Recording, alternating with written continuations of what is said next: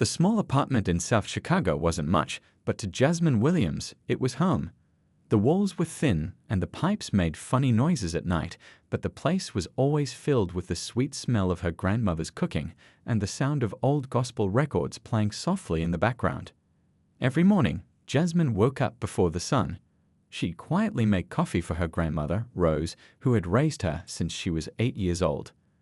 That terrible car crash took both her parents in one rainy night, leaving little Jasmine with only her grandmother to lean on. "Baby girl, you better eat something before you go," Rose would say, pushing a plate of eggs toward Jasmine despite her own hands shaking from arthritis. At 67, Rose shouldn't have been working anymore, but her small pension barely covered the rent. "I'll grab something at school, Grandma," Jasmine would reply, kissing the older woman's cheek. "Don't forget your medicine, okay? I put it next to your water glass." Jasmine's school days were long, filled with advanced classes she excelled in despite having no tutors or fancy study guides like some of her classmates. Her chemistry teacher, Mrs. Thompson, often stayed late to help Jasmine with extra work, amazed at how quickly the girl grasped complex concepts. "You're going to make a wonderful doctor someday," Mrs. Thompson told her once. "I've never seen anyone understand human biology so naturally." But right after the final bell rang, while other kids went to sports practice or hung out at the mall, Jasmine changed into her work uniform in the school bathroom. The Palmer Hotel wasn't far, just 2 bus rides away, and they needed her there by 4 o'clock sharp. The hotel stood tall and gleaming, a world away from her neighborhood. Guests in expensive clothes walked across marble floors, never really noticing the young woman who pushed the cleaning cart from room to room. Jasmine learned quickly how to become almost invisible while working, how to knock softly and announce housekeeping in just the right tone, present enough to be heard, but quiet enough to be forgotten a moment later. "You're the fastest cleaner we've got," her supervisor, Mrs. Chen, would say.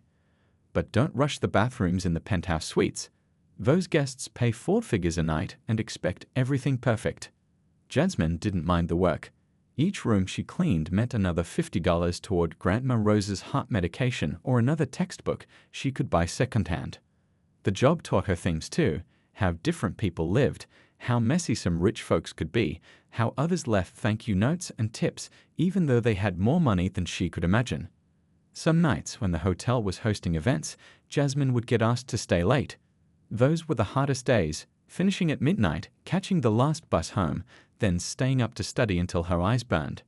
Her small desk was crammed in the corner of the bedroom she shared with Grandma Rose, and she used a reading light so she wouldn't disturb the older woman's sleep.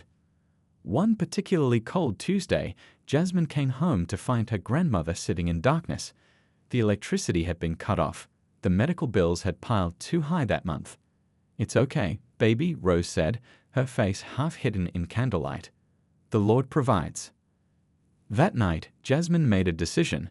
She called the hotel and asked for more shifts, even if it meant cleaning during school lunch breaks or early mornings. Her dream of becoming a doctor seemed to be slipping further away, but Grandma Rose needed her now. What Jasmine didn't know was how lives can change in the strangest ways.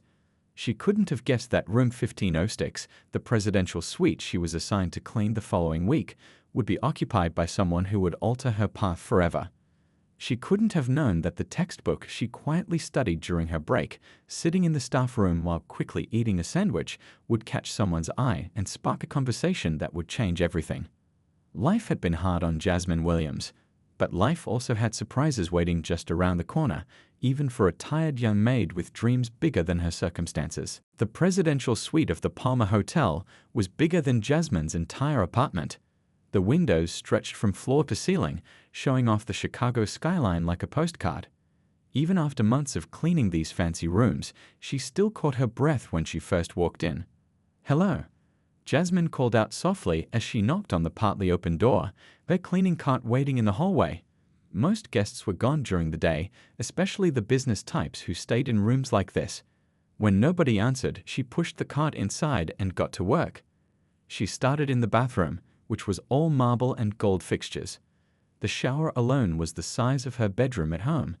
As she scrubbed and polished, Jasmine hummed quietly to herself, an old song her grandmother used to sing while cooking Sunday dinner. The suite would take her almost an hour to clean properly. Jasmine checked her watch. She had her break coming up soon, and she'd brought her biology textbook. There was a test on Friday, and between Grandma Rose's doctor appointments and her extra shifts, she hadn't had much time to study. After finishing the bathroom, she moved to the bedroom area. The king-sized bed was already made, unusual for hotel guests, with the pillows arranged neatly. Maybe the guest was one of those tidy types. Just as she was dusting the bedside table, the main door opened. Jasmine straightened up quickly, smoothing down her uniform. "I'm sorry, sir. I can come back later if you prefer," she said, the words coming automatically after years of practice. The man who walked in wasn't what she expected. Most business guests wore fancy suits and barely looked at her. This man wore a simple black t-shirt and jeans, though something about the fabric told her they'd probably cost more than her month's rent. He had a pair of glasses perched on top of his head and carried a laptop under one arm. "No need to leave," he said with a slight smile. "I just forgot my charger. Please continue." Alexander Green moved past her to the desk by the window, searching through a bag. Jasmine went back to her work, trying to be extra quiet and quick. Rich people usually didn't want to see the cleaning happening. They just wanted to return to magically clean rooms. "Biology?" the man suddenly asked. Jasmine looked up, confused. He was pointing to her bag, which she'd set in a corner of the room. Her textbook was peeking out. "Yes, sir. I'm studying whenever I can," she answered, not sure if she should say more. "College?" he asked, sitting down at the desk and plugging in his laptop. "High school, sir, senior year." Jasmine moved to dust the TV stand, feeling a bit uncomfortable with the conversation. Most guests didn't talk to the maids. "And you're working here full-time?" There was something in his voice, not judgment, but curiosity. Jasmine paused. "Part-time officially, but I pick up extra shifts when I can." Alexander nodded, then surprised her by asking, "What are you studying in biology right now?" The question caught her off guard. Before she could think better of it, Jasmine found herself explaining the cellular respiration cycle she'd been trying to memorize.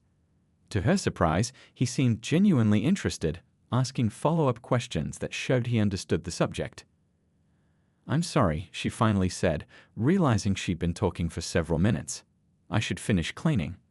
"No, please. This is the most interesting conversation I've had all day," Alexander said, leaning back in his chair. "These business conferences are mind-numbing. Tell me, what do you plan to do with your biology knowledge?" Jasmine hesitated.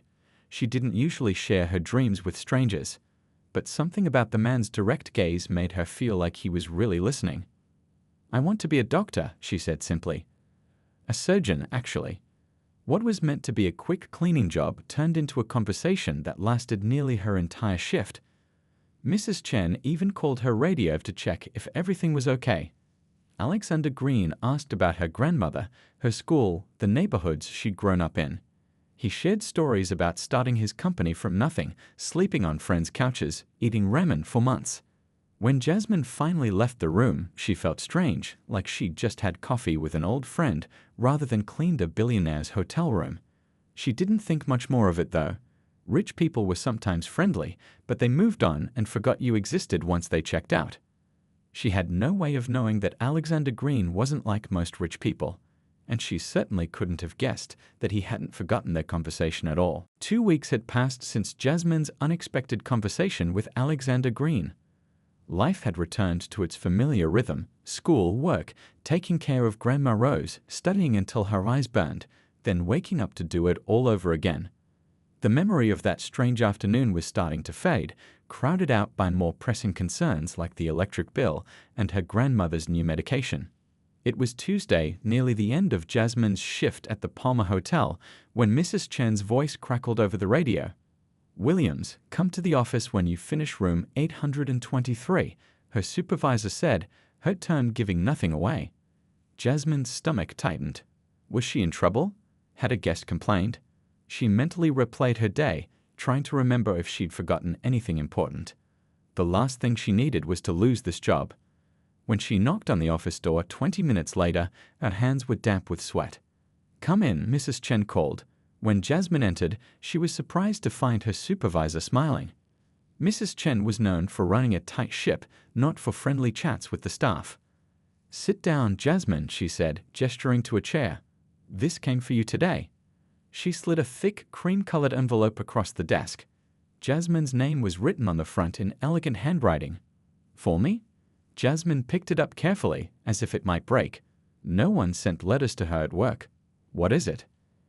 "I have no idea, but it was delivered by private courier with instructions to give it directly to you," Mrs. Chen said, eyebrows raised with curiosity. "Go ahead, open it." With trembling fingers, Jasmine broke the seal and pulled out several sheets of heavy paper. The letterhead read "The Green Foundation" in simple black letters. "Dear Ms. Williams," the letter began. "Following your conversation with Alexander Green on April 12th, we are pleased to inform you that you have been selected as the recipient of the Green Foundation Full Academic Scholarship." Jasmine's heart pounded so loudly she was sure Mrs. Chen could hear it. This scholarship covers full tuition for both undergraduate studies and medical school, plus housing, meal plans, books, lab fees, and a monthly stipend for personal expenses. The words blurred as tears filled her eyes. This couldn't be real. Things like this didn't happen to people like her. "Is everything okay?" Mrs. Chen asked, leaning forward with concern. I think I just got a scholarship," Jasmine whispered. "A full scholarship to become a doctor." She continued reading, barely able to breathe. The letter explained that the only conditions were that she maintain a 3.0 GPA and consider ways to create similar opportunities for others once established in her career. Contact information for the Foundation's education coordinator was included, along with next steps to accept the scholarship. At the bottom was a handwritten note. "Jasmine, talent and determination like yours shouldn't be wasted cleaning hotel rooms. Your grandmother deserves to see you become the doctor you're meant to be. Alexander Green." He remembered, Jasmine said softly, touching the signature. He actually remembered our conversation. That night, Jasmine sat at the small kitchen table with Grandma Rose, trying to explain what had happened. "I don't understand," Rose said, adjusting her glasses to look at the letter again. "This man, he just gave you all this money because you talked to him once?" "I think." Jasmine paused, searching for words. "I think he saw something in me that I sometimes forget is there." Rose reached across the table and took her granddaughter's hand, her eyes shining with tears. "I'd always see it, baby girl, every single day." They sat together until late in the night, making plans they'd never dared to make before. For the first time, Jasmine allowed herself to truly believe in the future she'd only dreamed about. Medical school wouldn't just be a fantasy anymore, it would be her reality. As she finally climbed into bed, exhausted but too excited to sleep, Jasmine thought about how quickly life could change. Yesterday, she'd been a maid with impossible dreams. Today, those dreams had somehow, miraculously, come within reach. In the darkness of their small apartment, with the distant sound of city traffic outside their window, Jasmine whispered a thank you to Alexander Green, to the universe, to whatever force had brought them together in that hotel room 2 weeks ago. Dr. Jasmine Williams walked through the pediatric neurosurgery wing of Boston Memorial Hospital, her white coat crisp and her stethoscope hanging around her neck. 8 years had passed since she'd first stepped onto Northwestern's campus as a scared freshman. Now, as she finished her residency, people called her doctor with respect in their voices. "Morning, Dr. Williams," a nurse greeted her, handing over a patient chart. "Your 9 o'clock is ready in exam room 3. Jasmine smiled and took the chart. Even after all this time, hearing herself called doctor still gave her a little thrill. When she closed her eyes at night, she sometimes still saw herself in that hotel maid's uniform, dusting furniture while dreaming of a different life. Her phone buzzed in her pocket, a text from Tanya, a friend from freshman year who was now finishing medical school herself. "Guess who got the cardiology fellowship? Drinks tonight to celebrate." Jasmine quickly typed back her congratulations. She'd made it through medical school with friends like Tanya, who understood what it meant to fight your way into spaces that weren't built for you. They'd studied together until sunrise, cried over tough exams, and celebrated every small victory along the way. As she headed toward exam room 3, Jasmine's phone rang again. It was Grandma Rose's neighbor, Mrs. Patterson. "Jasmine, honey, you need to come home," Mrs. Patterson said, her voice tight with worry. "Your grandmother collapsed this morning. She's at Chicago General now." The world seemed to tilt sideways. Jasmine leaned against the wall, her heart pounding in her ears. What happened? Is she? She's stable, but the doctors are saying it's her heart. She's been asking for you.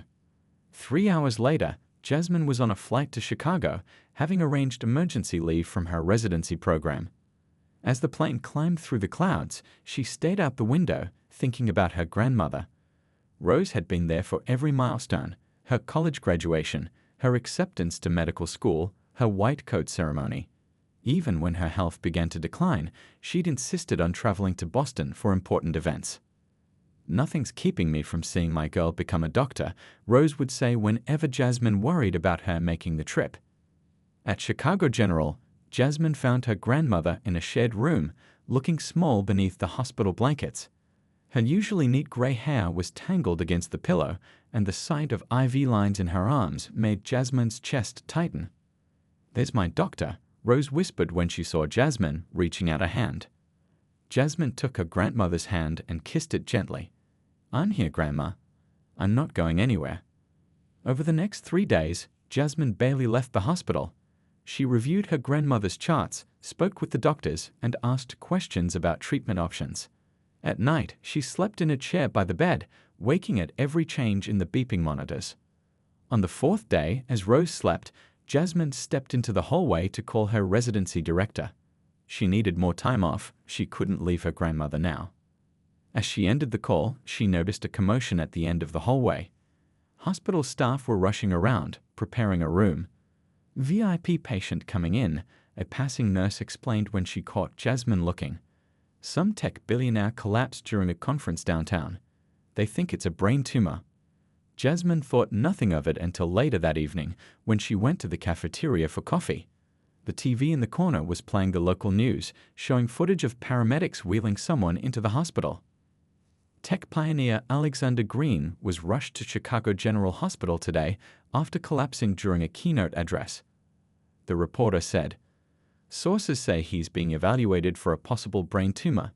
Jasmine froze, coffee cup halfway to her lips.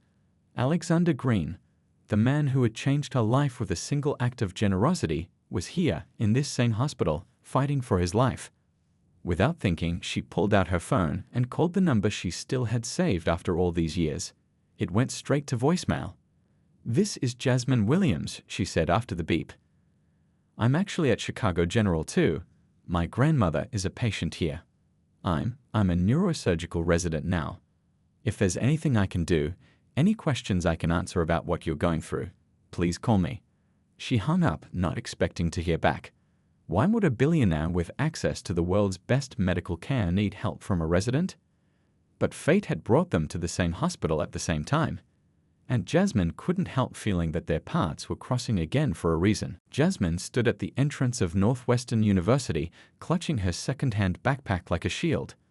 Students rushed past her in every direction, laughing and chatting as if they belonged here. And they did belong here. Most of them had probably never questioned that they would attend college.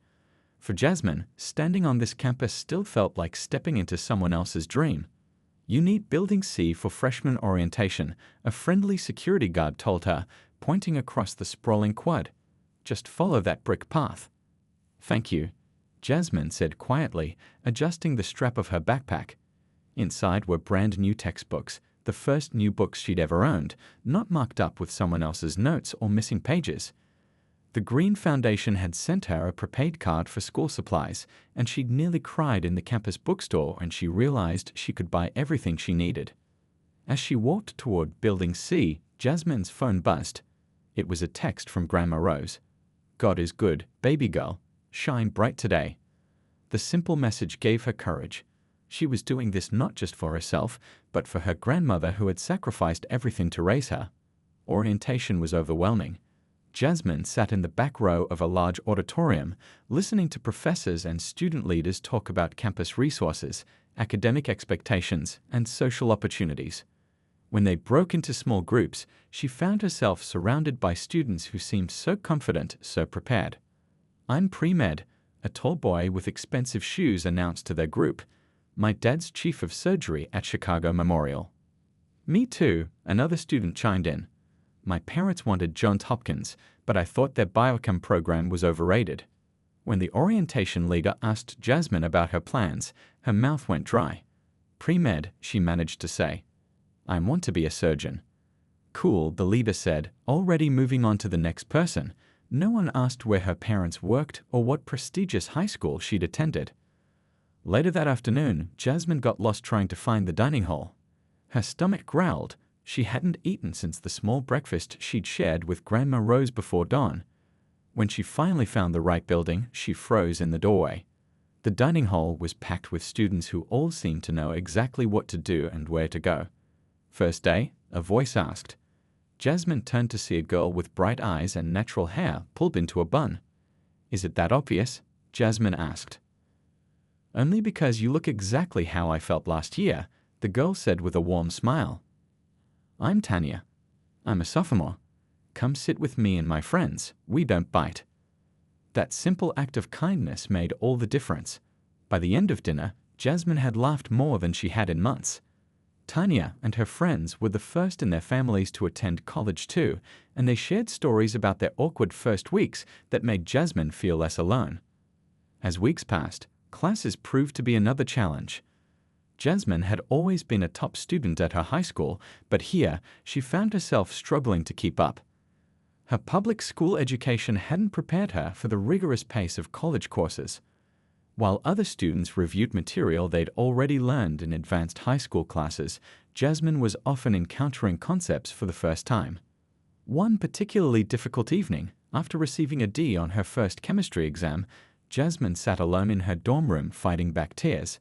She picked up her phone and, before she could talk herself out of it, dialed the number Alexander Green had included in his scholarship letter. This is Alexander, he answered after 2 rings. Mr. Green? This is Jasmine Williams. I'm sorry to bother you. Jasmine, how's Northwestern treating you? His voice was genuinely pleased. I'm failing chemistry, she blurted out, then immediately regretted calling. I'm sorry, you're probably busy. I shouldn't have. Everyone fails something, he interrupted gently. I failed my first 3 business ventures. The question is, what are you going to do about it? They talked for over an hour. Alexander didn't offer to fix her problems or pulled strings with the university. Instead, he listened, asked questions, and helped her develop a plan, join a study group, visit the professor's office hours, find a tutor at the learning center. When Jasmine finally hung up, she felt something she hadn't since arriving on campus: capable. She wasn't alone in this journey. And maybe, just maybe, she did belong here after all. Jasmine didn't expect to hear back from Alexander Green. She assumed his staff would screen his calls, or that he'd be too sick to respond. So when her phone rang at 6:30 the next morning, as she dozed in the chair beside Grandma Rose's bed, she was startled to see his name on the screen. Jasmine? His voice sounded weaker than she remembered, but still carried that calm confidence. I hope I'm not calling too early. Not at all, she said, stepping into the hallway to avoid waking her grandmother. How are you feeling? Like someone's using my head for drum practice, he said with a weak laugh. The doctors here keep using words like rare and complex when describing my tumor. Neither word inspires much confidence. Jasmine leaned against the wall, slipping naturally into her doctor mindset. What exactly did they diagnose? A meningioma at the base of the skull. Pressing on some important nerves, apparently. He paused. I understand you're in neurosurgery now. Yes, Jasmine said. Pediatric neurosurgery is my specialty. Would you? Alexander hesitated. Would you mind looking at my scans? Just to give me a second opinion. The surgeon they've assigned seems competent, but I trust you. The words took her breath away. This billionaire, who had access to any specialist in the world, trusted her, the former hotel maid he'd helped years ago. Later that day, after checking on her grandmother, Jasmine met Alexander in the private room on the VIP floor. The difference between his accommodations and her grandmother's shaded room was striking, but his condition looked just as serious. His face was pale, with dark circles under his eyes, and he moved carefully, as if sudden movements caused pain. Thank you for coming, he said, gesturing to a chair beside his bed. A folder of medical images sat on the side table. As Jasmine reviewed the scans, she could feel Alexander watching her face for reactions. Years of medical training had taught her to keep her expression neutral, but inside, her mind was racing. The tumor was indeed complex, located in a spot that made surgery risky. "The location is challenging," she said finally, choosing her words carefully. "But it's not inoperable. Dr. Chen, who they've assigned to you, is actually excellent. I attended a lecture she gave last year at a conference." Alexander nodded, seeming relieved. "That's good to hear. The surgery is scheduled for next week." He looked out the window for a moment. "Funny how life works, isn't it?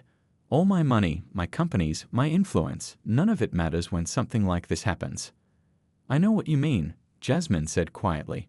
"My grandmother's heart is failing. All my medical training, and I still feel helpless watching her get weaker." They sat in comfortable silence for a moment, two people facing mortality in different ways. "Tell me about your career," Alexander said finally. "What happened after Northwestern?" For the next hour, Jasmine shared her journey, the challenges of medical school, her decision to specialize in pediatric neurosurgery, her research into treatment protocols for children from low-income communities. "The problem isn't just the surgeries," she explained, her passion evident in her voice. "It's the follow-up care, the therapy, the support systems. So many families can't afford the rehabilitation their children need after brain surgery." Alexander listened intently, asking thoughtful questions. As she spoke, she could see the businessman in him awakening, despite his condition. "You know," he said when she finished, "I've been thinking about what to do with some of my foundation money. The current projects are fine, but they lack heart." He sat up straighter, wincing slightly at the movement. "What if we created something together? A program that does more than just pay for someone's education, something that addresses the systemic issues you're talking about." Jasmine's heart began to race. "What do you mean?" "A foundation," Alexander said, his eyes brightening with purpose. "The Williams Green Foundation. We could provide scholarships like the one you received, but also fund research into affordable treatment protocols, support programs for families, maybe even a clinic in underserved areas." The vision he described aligned perfectly with dreams Jasmine had harbored but never spoken aloud. How could he know? "During my recovery," Alexander continued, "we could start planning. By the time I'm back on my feet and you've finished your residency, we could launch something remarkable." Jasmine thought about her grandmother in the regular ward downstairs, about her childhood neighborhood where people still couldn't afford basic healthcare, about the children she treated whose families struggled with medical bills. "I think," she said slowly, a smile spreading across her face, "that's exactly what I was meant to do. 10 years could change everything." Jasmine stood in the ballroom of the Palmer Hotel, the very same hotel where she had once pushed a cleaning cart through the hallways. Tonight, she wasn't wearing a maid's uniform, but an elegant blue dress. She wasn't carrying cleaning supplies, but a small speech written on note cards that she kept checking nervously. "They're ready for you, Dr. Williams," a young woman with a headset said, gesturing toward the stage. The ballroom was filled with round tables, each one crowded with people in formal attire. At the front of the room, a banner hung above the stage. "Williams Green Foundation, 10th Annual Scholarship Gala." As Jasmine walked toward the podium, she caught sight of Alexander in the front row. His hair had gone completely gray now, but his eyes still held that same intensity and focus. He gave her a small nod of encouragement. The spotlight felt warm on her face as she began to speak. 10 years ago, I was cleaning rooms in this very hotel," she said into the microphone. Her voice echoed slightly in the large room. "I was a teenager with big dreams, but very little hope of achieving them. My grandmother was sick, bills were piling up, and becoming a doctor seemed as likely as flying to the moon." The room was completely silent, 50 scholarship recipients watching her with wide eyes. They knew her story, it was part of the foundation's history, but hearing it in person was different. "One day, while cleaning the presidential suite, I met a man who took the time to ask me about my dreams. That 5-minute conversation changed the course of my life." Jasmine looked at Alexander, who was smiling softly, his eyes a bit misty. "What I didn't know then was that our paths would cross again years later in a hospital where my grandmother was fighting heart disease and he was facing a brain tumor. Even in his own moment of crisis, he was thinking about how to help others." She paused, taking a breath. The Williams Green Foundation was born in a hospital room, and in the 10 years since, we've helped 327 young people from backgrounds like mine enter healthcare professions. The room burst into applause. Jasmine waited for it to quiet down before continuing. But scholarships were just the beginning.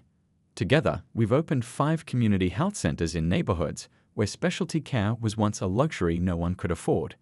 Our research program has developed treatment protocols that have been adopted by hospitals across the country, making specialized care more accessible to everyone.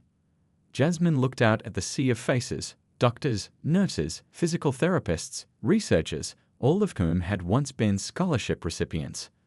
Many of them now worked in the very communities they had grown up in.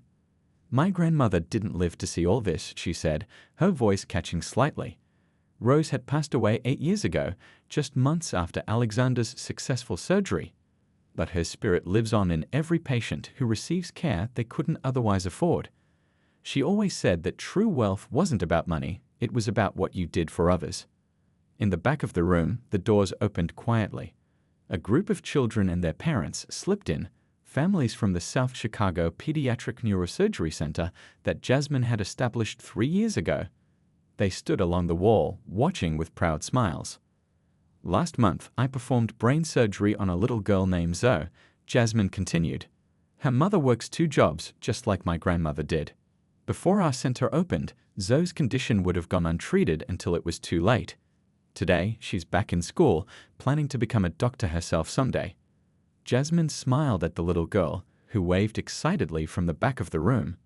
That's the power of one person believing in another.